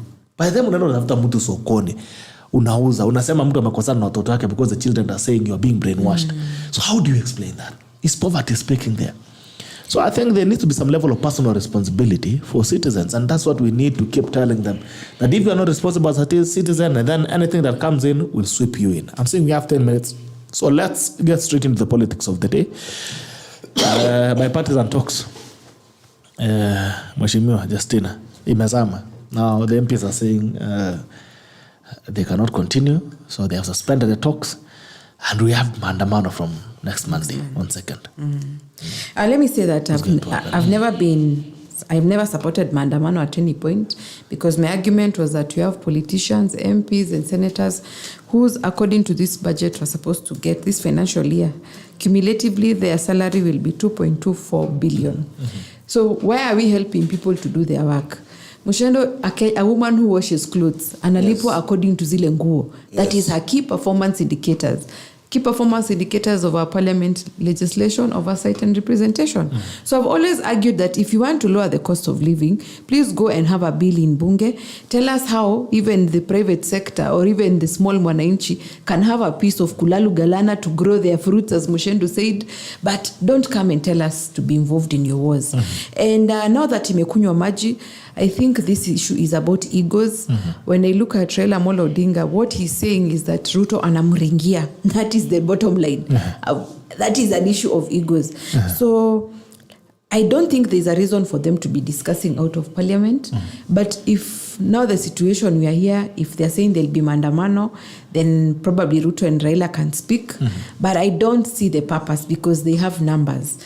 If I, who doesn't have numbers, is using the law, which is Parliament Petitions Procedures Act 2012, to take a petition to bunge, and I believe that they're going to discuss it because it is allowed by law, why are they afraid to put down their petitions? Or rather their bills, and let it be discussed, and come here to the tackle, and you'll give them airplay to tell supporters, if it's Kenya Kwanza areas, that this is what we have, our proposals. If your MPs don't vote for this, they are denying you the following. But now they're sitting back, they're telling us kuja maandamano. They should be questioning this maize that has come. We are being told the maize is tax-free, true. But when you look at the packet of the brand, that unga was manufactured in December 2022. So I'm wondering whether that unga was made using this tax-free maize that has come a week ago. Those are the conversations they should be telling us. But now, saying that watarudi maandamano, let me put to notice Azimio that maybe you do not interact with Kenyans hapa chini, but Kenyans are saying that now that you've reported the comment to the ICC, they want also to be told where they can report you in terms of those who lost property during the maandamano from 2007 mass action to now. It's about time people are taking accountable. And again, people in Nairobi are saying, especially town, that business has come back. Don't bring the war, the scare, the fear that someone's property will be stolen. Azimio, if you mean well for this country, and I speak to Azimio and specifically Martha Karua, because when I was a running mate, I had an opportunity to meet her after Chebukati had called us. Chebukati had called us regarding the Form 34A 2 booklets. And she was in that meeting and we met. And that is what Azimio was saying was used to steal the election. That is when we agreed that we are not going to use that Form 34A booklet 2. Because we said, according to the law, that the one that was printed, booklet 1, had the original and 5 pages as duplicates. So we said the original is the one that the photo will be taken after agents have signed and transmitted using a KIMS kit to bomb us. Allow me to just give that scenario to bomb us. The original again was given to the constituency returning officer. Then the copy number 1 was put in the ballot box. Then the other 4 copies were given to agents. So that booklet ikaisha. But the law says that all Form 34As must be stuck on the door of the polling station. So we agreed that this one that was transmitted is the one that will be printed and stuck on the door. So Azimio, you know you lost fair and square because you're bringing issues of agent and you're not even concerned about the aspect of Wakenya wanateseka. No, if you are genuine, your manifesto had those points, you should be having bills. Stop taking us down that road. And let me use this opportunity to tell Kenyans that as a leader whose name was on the presidential ballot paper, I spoke and said that the election was free and fair and Kenya Kwanza won. Where I disagree with Kenya Kwanza is on delivery. So Azimio in your heart, and Martha Karua, you're the mother there. You people are over 65 years average age. Remember the average age in Kenya is 19.1 years. You don't care about the 19.1 years who do not even relate with you. Azimio, do the right thing for this country. The economy is doing badly. If you feel for sure that Kenya Kwanza has not performed, can you come with bills, creative bills? You can even support mine that is there for industrialization using industrial hemp as envisioned by Vision Vision 2030. But don't take back to us to maandamano. If you're looking for a position for Baba, look for it using the means of the constitution, because Kenyans already voted. And let me tell even governors from the areas of Azimio and the MPs, especially Babu Owino, who is my neighbor where I live. Babu Owino, your constituency has 154,000 registered voters. In fact, you should be joining the MPs from Mount Kenya who are saying 1 man, 1 vote, 1 shilling. Those constituencies, even Kisumu Central has over 130,000 voters. Mathare has 120-something thousand voters. Those are the ones who should be pushing this conversation for 1 man, 1 vote, 1 shilling. So don't tell us hamuna kazi, Senator Sifuna, those are in your counties. Those are things you should be pushing sahi, so that we even feel that CDF is helping Kenyans. Acheni kutupeleka round and round. We are suffering already. You should be giving us the solution as a country. So whatever they choose to do with that information, I cannot control them, but let them know that Kenyans are not relating to maandamano in as much as Kenya Kwanza has not performed. Okay. Muchendu, which way now? Maandamano, conversations, talks are I've always said the so-called maandamano is not about the cost of living. It is not about the issues they are talking about. The only reason Laira and Kohut have been returning to go back to the street is to get a slice of this government. It is to be part of this government. And I say this being well advised by history. I'll take you back to the aftermath of the 1997 general election. The Honorable Raila Odinga negotiated with the former President Moi and wrapped down NDP and became the Secretary General of Kano and became part of the government.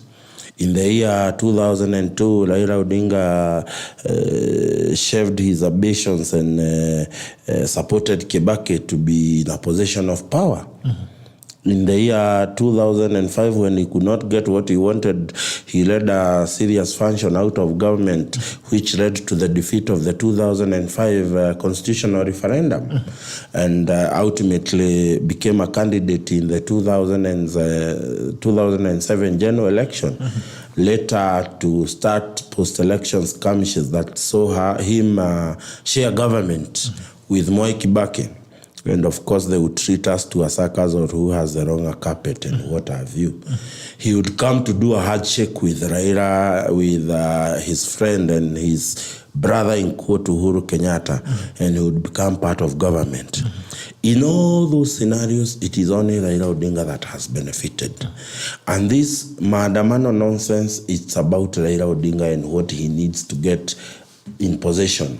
I've always told you, when you look at politicians like Kalonzo Musyoka does not know the cost of employing a driver or the cost of buying fuel in his entire public life.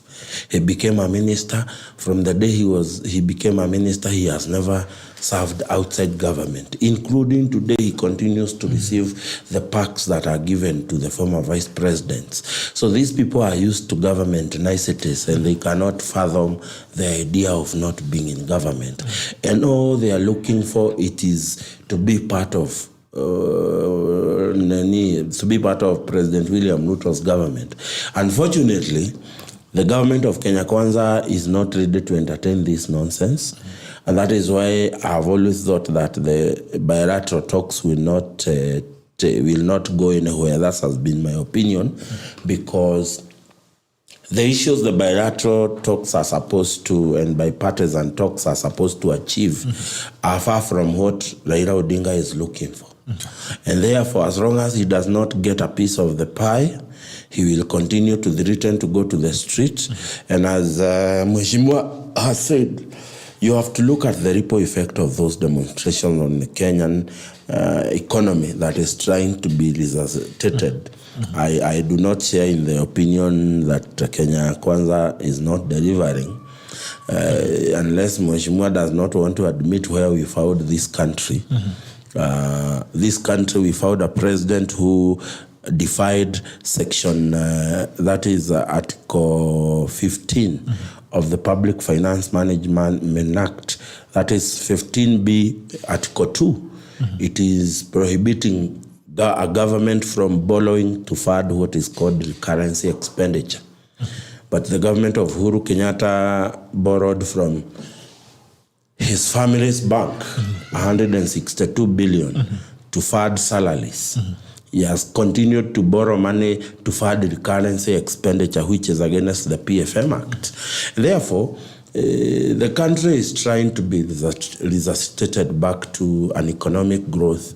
And when you shout and you come to the capital to cause maandamano just to get personal privilege, I think that is very wrong to try and deter the development in the capital city because you are not part of government.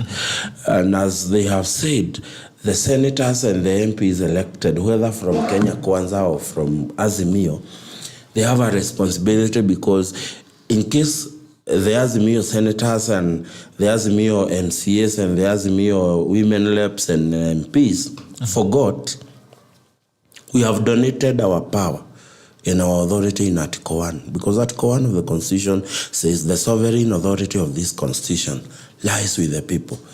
Part 2 says the people can exercise it directly or indirectly through their elected leaders. And therefore, all these people are operating on something called delegated authority by Mwananchi. It beats logics that Mwananchi, especially in Nairobi, have elected enough representatives to represent their interest in Bunge, but Raila Odinga still wants to go to the street.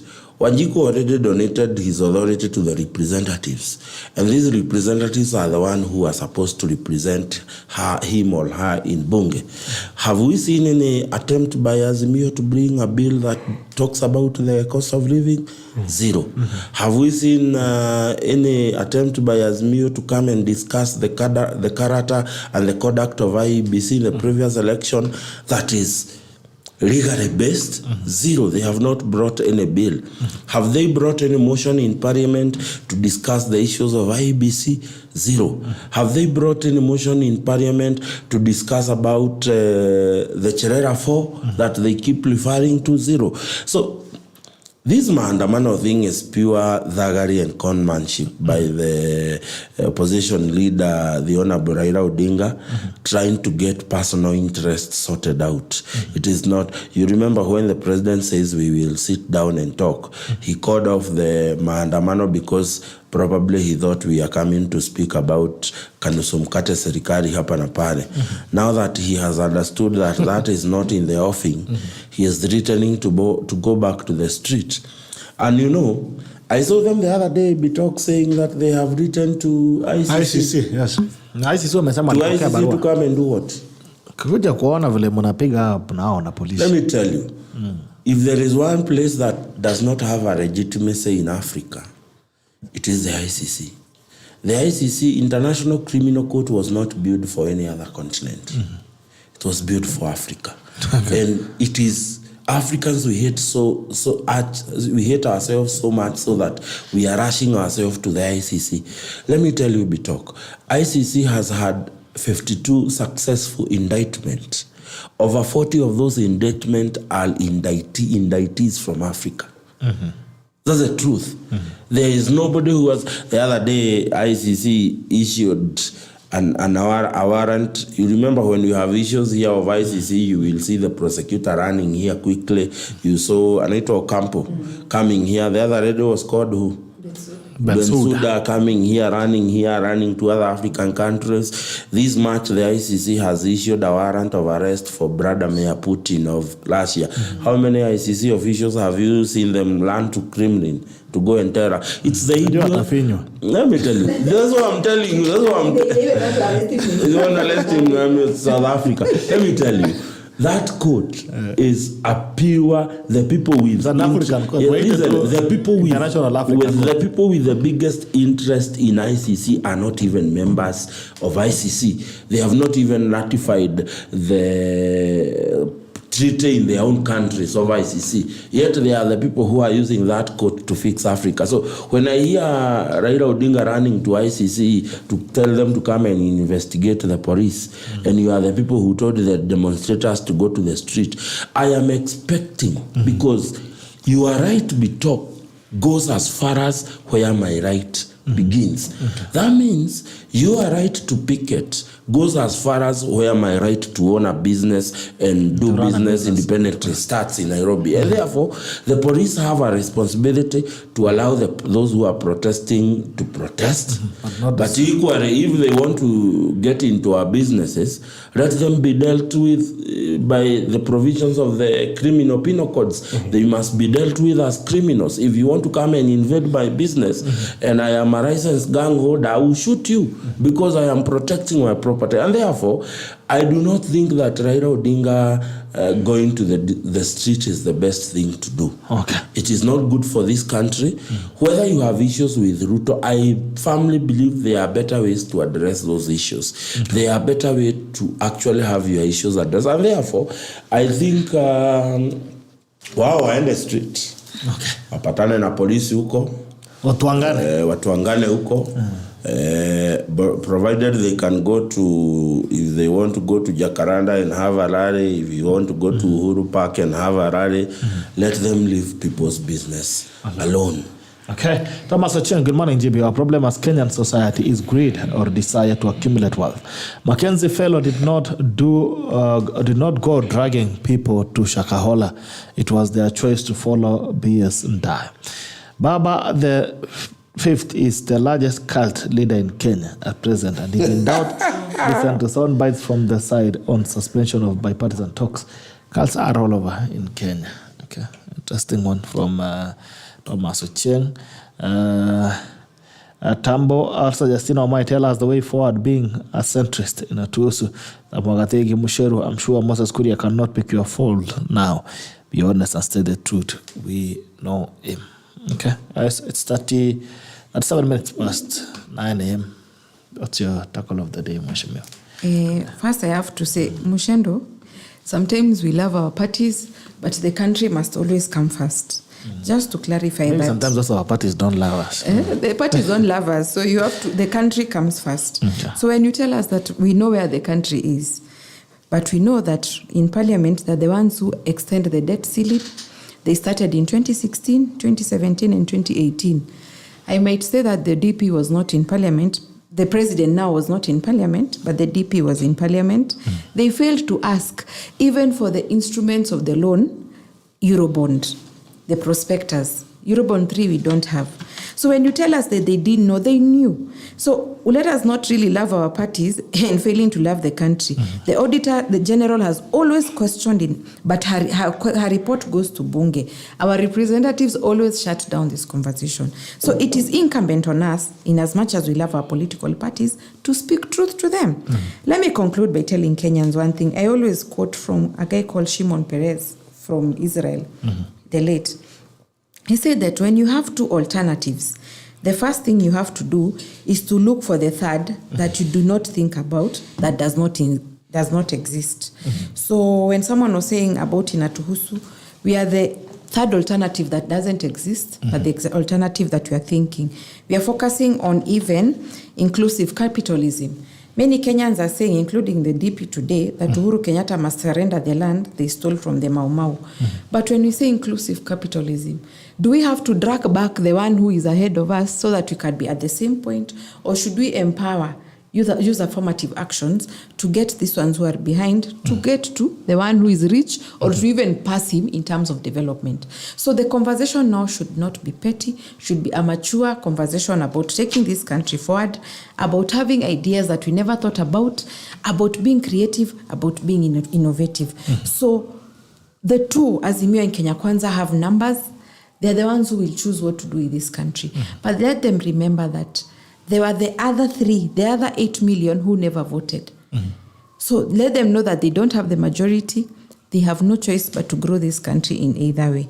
So mine is to remind Kenyans that the day ordinary people will support politics, that is when this country will change. But the only thing we can do now is to complain and shout from the top of our voices. But I won't get tired. I always say that mimi nitawahubiria mpaka muokoke kisiasa. So if you love your country, dear Kenyans, don't follow politicians. Even if you love a political party, kindly call them out when they're not doing right. Okay. All right. Muchendu, your tackle of the day. I think Metako on the day is county governments. But also is Mheshimiwa Justina telling us not to follow her? But we want to follow you. To follow me? No, I work according to the law. So watch this space, something is coming up where you can follow me in a structured way. Okay. Yes. I think my tackle of the day is on the county governments. And I pray that very soon we can have a day in a week, Bitok, where you allow those who come to speak about county governments, because the drafters of the Constitution envisioned county governments as a conduit of development and as a conduit that would bring change into the smallest of villages down there. But unfortunately, if there is governments that have balkanized the people and that have brought issues and problems to the people closer home, are county governments. Today, Justina will tell you, working as a contractor for a county government anywhere in Kenya is the easiest way to die. If you are a contractor with a county government anywhere in the Republic, you are now an endangered species. Because county governments, one, they are not paying their contractors. County governments are literally refusing to honor their commitments with people who have become service providers. It's not, and people should not tell you, we have an issue with money coming from the county from the control budget. But right now, the control budget only owes county government 3 months of transfers from the national government.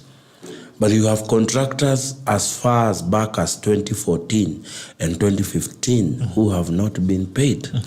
Every governor, when he comes in with his own things and decides that whatever was done in the previous government, I am not going to honor. Nobody takes these governors into account. There was even a circular from the Treasury that says that for every transfer they receive from the exchequer, a certain amount must go to paying contractors and service providers. County governors are not doing that. And contractors are going for closures with the bank because county governments have refused to owe the money. I know currently of a friend of mine who is in hospital out of being depressed. The county has not paid him and the bank have taken all the equipment. So the county governments must wake up and smell the coffee. Doing a presser and giving the national government ultimatum, it does not make sense, because can we ask ourselves how much of our own source revenue do we have in the county governments? Bitok, how are they using it? How are they using the money they receive from the exchequer? How are they disseminating this money? Because the ultimatums you saw the other day of county governors trying to give the national government an ultimatum of 14 days, it is a way of blackmailing the people they owe money. And they will tell them that national government has not released money. So it is just a gimmick that was done to tell the government they have given them 14 days to release the exchequer. We have own source revenue that is being stolen right, left, and center. I have an issue. One day I want to be given airtime to come and discuss Kiambu because Kiambu is burning. We need to come and discuss Kiambu Bitok because Kiambu is seriously burning. I've told you. Why is it burning? When you governor so you see, and for this one, I think we as members of and those who supported UDA must carry that cross. UDA, governor. Please, let me finish. Our governor is was a UDA candidate. It is the responsibility of a party to give a candidate. And if a candidate does not perform, as much as we want the party to run away from the responsibility, they cannot run away from the fact that this governor is a member of that party. Who had voted for you was not selected. You see, you are speaking like you do not belong to this country, that you do not know that Kenya being in a political party means everything. Ask Justina here, we will tell you. But also, Muchendu, you are we lying. are discussing the Even character. you will not be responsible because we saw you ukishika mkono wa Matanga. I can have the pictures. I can I'm not. Am I disputing? Am I disputing? Even as listen. Can you listen? Myself. Juja member of parliament Koimbori, Vika member of parliament Aris, Kidhunguri member of parliament Gadhoni wa Mushomba, Kabete member of parliament Gidhua wa Mashukuru, Royal member of parliament. All of us have undertaken the responsibility of having vigorously campaigned for Governor Wamatangi to become governor. But that does not mean that I lost my right to critique him when I realize he's going in the wrong direction. Bitok, I was not sent away out of Wamatangi's government. I walked out because I realized that Wamatangi does not understand why he was elected to be governor in the first place. Let me tell you. Kiambu, and take this to the bank and please anchor it as a record. Kiambu as a county is going to return over 2 billion shillings to the exchequer for this financial year. Because from when Wamatangi came, our uptake of the development budget is not beyond 7%. Today, you are a contractor, you know the process. If today a contract was advertised, which is what Wamatangi is trying to do in the papers, there takes a very it will take a whole month before it is actually gone, it is open, tender opened, it is committed to be reviewed and all those things, before it is awarded 1 whole month. By the time 1 month is done, Bitok, we will be crossing our accounts, if missed, because we are heading to the budget. And therefore, because Wamatangi refused, when Kangata became governor in last year, August, the first core business of Kangata was supplementary budget. And reallocated money. In fact, I believe Kangata may be required to get an overdraft to actually finish the programs for this financial year because he have uptaken all the money.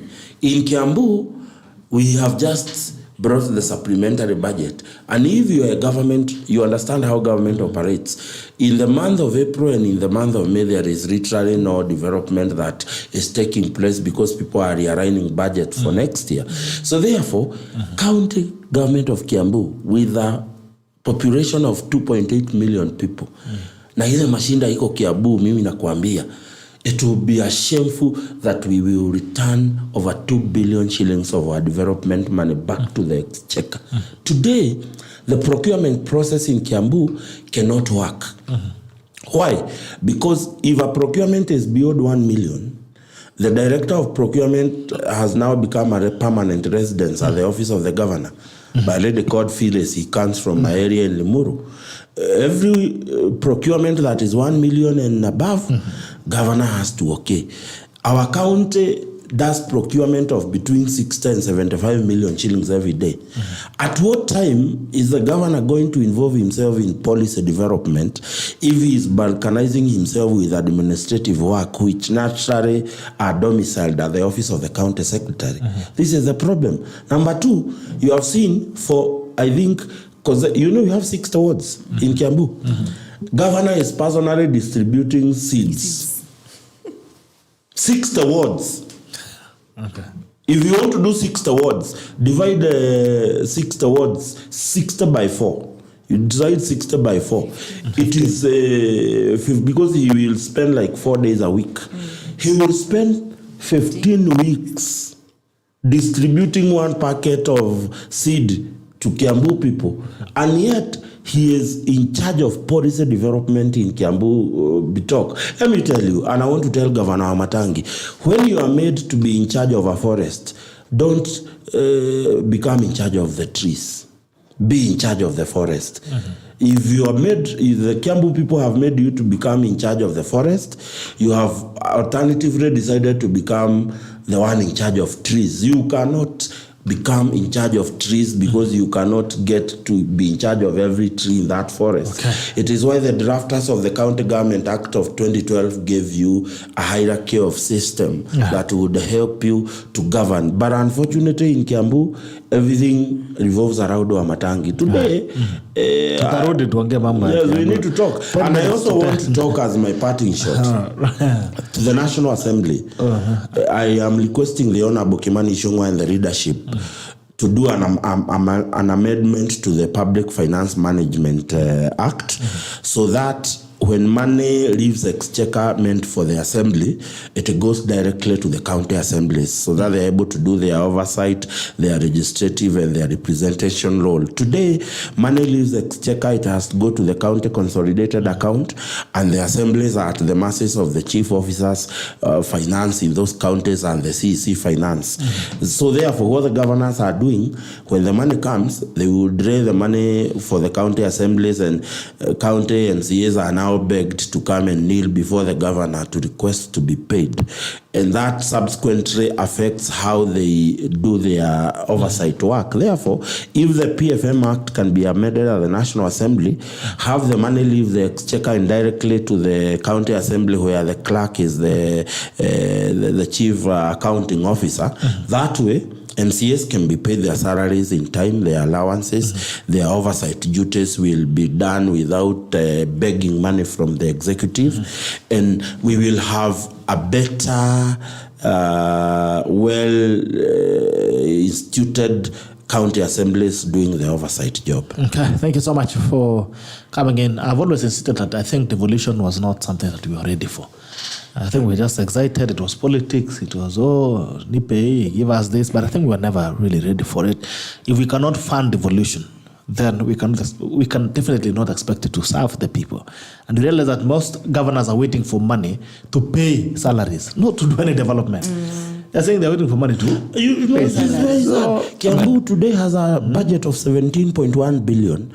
Can you be surprised? 10-point-something billion is going to recurrency expenditure. Okay, so that's it. We were never ready really for devolution. But anyway, kama ni mkulima kama Muchendu pale Ndeya, unafuga kuku, unafuga nguruwe, ama unafuga ng'ombe, kisha kama unatafuta chakula ya mifugo yako kutoka Fugo Feeds by Unga Farm Care East Africa Limited. Kama ni mkulima, Justina pia ni kama analimanga kidogo huko. Lipo, yes. You're doing farming, kama unalisha kuku, unalisha nguruwe, unalisha samaki, unalisha ng'ombe, kisha kama unapata Fugo Feeds. Kuna Fugo Dairy kwa ng'ombe wa maziwa, unapia chakula ya ndama, Fugo Winning, kuweka kulisha ndama. Kuna kama unafanya kuku, there's Fugo layers for those layer chicken, na kuna Fugo cross kwa wale ambao wanaweza kufanya kuku wa nyama. Pale Fugo tunasema malezi bora, unapata mapato zaidi. When you feed your animals with Fugo Feeds, you get the best returns in the market. Fugo Feeds, malezi bora, mapato zaidi. Fugo Feeds, malezi bora, mapato zaidi. Hadi kesho kwenye Diaspora Edition na kena Joel Arama. This has been the Tackle the Siasa Wednesday edition of the 26th of April 2023. And it ends now. Bye-bye.